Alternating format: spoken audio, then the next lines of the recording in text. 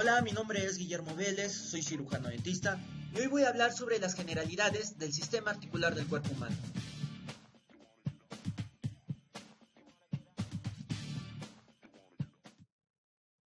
El sistema articular está constituido por dos extremos óseos, un tipo de tejido que une estos elementos y que mantienen la rigidez de estas piezas óseas. La artrología es la ciencia que estudia el sistema articular y las articulaciones del cuerpo humano. ¿Qué son las articulaciones? Se las puede definir como la unión entre sí de dos o más huesos, además de elementos que ayudan a esa conexión como pueden ser cartílagos, ligamentos o el líquido sinovial. Dentro de los elementos articulares podemos encontrar superficies articulares, cartílago articular, ligamentos, fibrocartílagos, cápsula articular y líquido articular. Las articulaciones tienen cuatro funciones: la de movilidad, la de protección, la de permitir el crecimiento de los huesos y la de conferir elasticidad. Las articulaciones las podemos clasificar según su gran movilidad en tres tipos: en articulaciones inmóviles, llamadas sinartrosis; articulaciones semimóviles, llamadas anfiartrosis; y articulaciones móviles, llamadas diartrosis. También las podríamos clasificar según su tejido articular que la componga, en articulaciones fibrosas, articulaciones cartilaginosas y articulaciones sinoviales. Podríamos encontrar otro tipo de articulaciones como la cisartrosis, que está constituida por los músculos y espacios celulosos de deslizamiento, y esta no corresponde a una verdadera articulación. Encontramos acá los espacios interserrato torácico, interserrato escapular, el espacio previsceral, retrovisceral del cuello.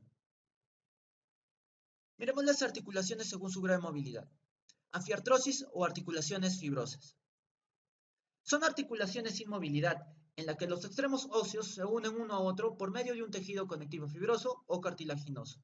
El ejemplo más característico de este tipo de articulación lo constituyen las uniones de los huesos de la bóveda del cráneo, que con frecuencia estas articulaciones son solamente temporales y con el curso de la vida los huesos se fusionan. Se distinguen diferentes tipos de sinartrosis dependiendo del tejido que establece su unión entre los huesos y la morfología de las superficies óseas que entran en contacto. Así encontramos a las sinfibrosis o suturas, que están dadas por un tejido fibroso. Esas suturas se pueden clasificar en cuatro tipos: en suturas dentadas, suturas escamosas, suturas armónicas y suturas quintilesas. La psicontrosis es un tipo de articulación dada por un tejido de unión cartilaginoso. La sindesmosis es un tejido de unión ligamentoso, y la sinostosis cuando las articulaciones son inmóviles. La sinfibrosis o suturas. Encontramos en la sutura sagital un tipo de sutura dentada. En la articulación parietal temporal encontramos una sutura escamosa. Y la sutura plana la encontramos en una sutura internasal. La sincondrosis está dada la unión por un tejido cartilaginoso. Y acá encontramos a la placa epifisiaria de los huesos largos antes de su cierre. Encontramos a las placas de crecimiento del hueso coxal. Encontramos los cartílagos costales en la unión con el esternón y las costillas. Encontramos los discos intervertebrales y la sínfisis del pubis. La sindesmosis es una articulación que está dada por dispositivos muy potentes llamados ligamentos. Encontramos así a la membrana interósea, la fontanela anterior y posterior, ligamento amarillo. Encontramos también lo que es la unión del hueso con el diente, dada por el ligamento periodontal, que es la unión de gónfosis. También encontramos la sinostosis. A este tipo de articulación se refiere a la soldadura de los huesos, y encontramos acá en el hueso coxal la unión del hueso ilio, del pubis y del isquio. En el hueso sacro encontramos las líneas transversales, y en la placa epifisiaria osificada de los huesos largos. La anfiartrosis son articulaciones semimóviles que tienen una pequeña movilidad, y en sus extremos óseos está unido por un tejido fibroso o cartilaginoso. Acá vemos un ejemplo característico de este tipo de articulación a la sínfisis del pubis, donde los huesos coxales se unen por medio de una plaquita de fibrocartílago, que permiten pequeños desplazamientos que le dan elasticidad a las paredes de la pelvis. La unión entre el sacro y el coxal se engloba dentro de este grupo de articulaciones, pero recibe el nombre de anfidiartrosis por existir en una cavidad articular en el espesor del tejido fibroso de unión. La diartrosis Son cartílagos que se caracterizan por una gran movilidad y desde el punto de vista de su estructura son de gran complejidad. Este tipo de articulaciones son las responsables de conferir la movilidad al esqueleto, pero además poseen dispositivos que para asegurar la inmovilidad de sus superficies articulares, como cuando se requiere que predomine la función de soporte. Este tipo de articulaciones presentan tres características muy peculiares. Primero, que las superficies óseas están revestidas por cartílago tipo hialino. Dos, que los huesos están unidos por una cápsula articular y ligamentos. Y por último, que las cápsulas presentan un revestimiento sinovial en su cara interior. Vemos que las superficies articulares de un hueso está cubierta por un cartílago, que forma parte de esa articulación, y que también tiene formas muy variables según la articulación que se considere. Las articulaciones las podemos clasificar en 6 grupos según sus superficies. Encontramos una articulación esferoidea, elipsoidea, celar, trocoide, gínglimo y plana. La articulación elipsoidea se encuentra en dos subgéneros, una articulación bicondiliar y una articulación bicondilia doble. En la articulación esferoidea encontramos que las superficies óseas articulares son esféricas o casi esféricas. Y acá encontramos un ejemplo a la articulación escápulo-moral o cosofemoral. La articulación elipsoidea o llamada condilia, observamos que las superficies óseas están representadas por segmentos elipsoidales dispuestos en un sentido inverso, como es la articulación radiocarpiana. El extremo distal del radio es cóncavo y el cóndilo carpiano es convexo. Este tipo de articulación tiene dos subgéneros. La articulación bicondilia doble, donde los cóndilos de la epífisis entran en contacto con superficies más o menos cóncavas. Y acá encontramos a la articulación femorotibial. La articulación bicondilia, donde las dos superficies convexas se deslizan una con otra. Y acá encontramos a la articulación temporomandibular.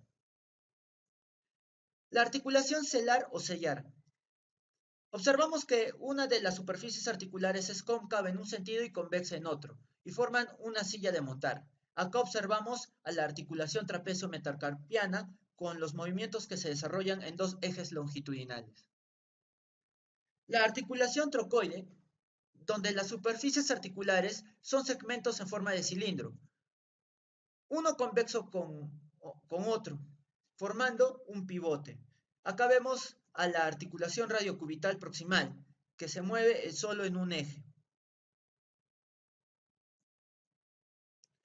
También encontramos a la articulación gínglimo o llamada troclear. Acá, las superficies articulares tienen forma de polea, cuya garganta se aloja en la saliente de la superficie articular opuesta. Acá podemos ver a la articulación húmero-cubital o la articulación interfalángica. La articulación plana o artrodial. Las superficies articulares están representadas más o menos mediante un deslizamiento una sobre otra. Acá encontramos a la apófisis articulares de las vértebras y al hueso navicular del pie. Recordamos que también las podríamos clasificar las articulaciones según su estructura. En este cuadro podemos ver su clase estructural, ya sea fibrosa, cartilaginosa y sinovial, y cada una de ellas tiene características estructurales, tipos de unión y tipos de movilidad. También habíamos hablado sobre las características y clasificaciones de las articulaciones según su superficie. Encontramos articulaciones planas, articulaciones en bisagra, articulación en pivote, articulación condilia, articulación en silla de montar y articulación en artrósica. Hablemos de los cartílagos. El cartílago es un tipo de tejido de cartílago hialino. Su espesor varía entre 0.2 y 2 milímetros. Está formada por células llamadas condrocitos.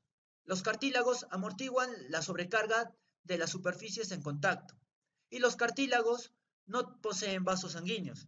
Se nutren por imbibición a expensas del líquido sinovial. El rodete articular es un anillo de fibrocartílago que se adosa al borde de una de las dos superficies articulares. El disco y menisco están interpuestos en las superficies articulares, lo que mejora su concordancia, y pueden presentar una inserción en sus extremidades como ocurre en la rodilla. La cápsula y el ligamento constituyen un dispositivo que asegura el contacto entre las superficies articulares. La cápsula se inserta en el hueso de la vecindad de revestimiento del cartílago articular. En algunas articulaciones se fija a cierta distancia de las superficies articulares y pueden tener un trayecto recurrente hasta el borde del cartílago articular. Los ligamentos poseen variables formas, como puede ser una forma de banda, una forma de cinta, una forma de cordón diferenciado. También presentan una variabilidad de elasticidad, como puede ser ligamentos fibrosos o ligamentos elásticos. La sinovial es una membrana delgada que tapiza la cápsula articular entre las superficies interiores. La sinovial es la parte más ricamente vascularizada de toda articulación. Además, esta segrega un líquido transparente que existe en escasa cantidad en un estado normal.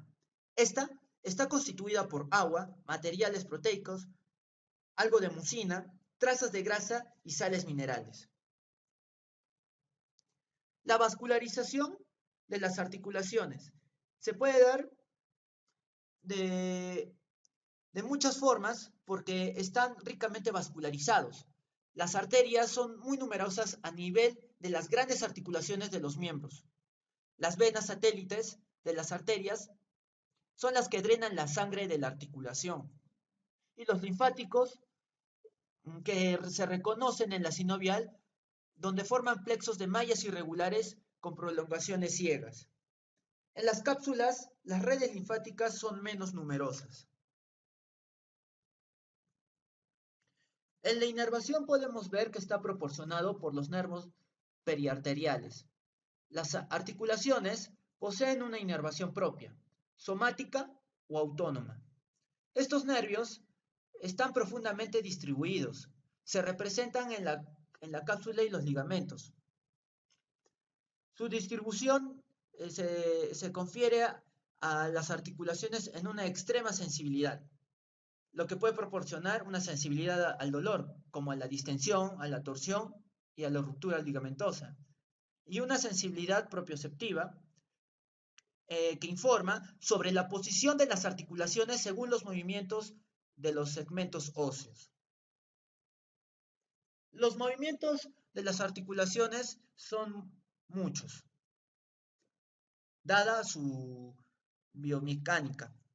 Encontramos una rotación, una circunducción, una rotación, depresión, elevación, extensión, flexión, abducción, aducción, supinación, pronación, flexión, hiperextensión, protracción, retracción, rotación, flexión, abducción, protracción, retracción, extrusión lateral, medial, inversión y eversión. La flexibilidad articular se ve muy caracterizada en los niños porque presentan una cápsula articular más elástica y ligamentos más extensibles. Hay diferencias obvias entre géneros, entre hombre y mujer y también entre individuos.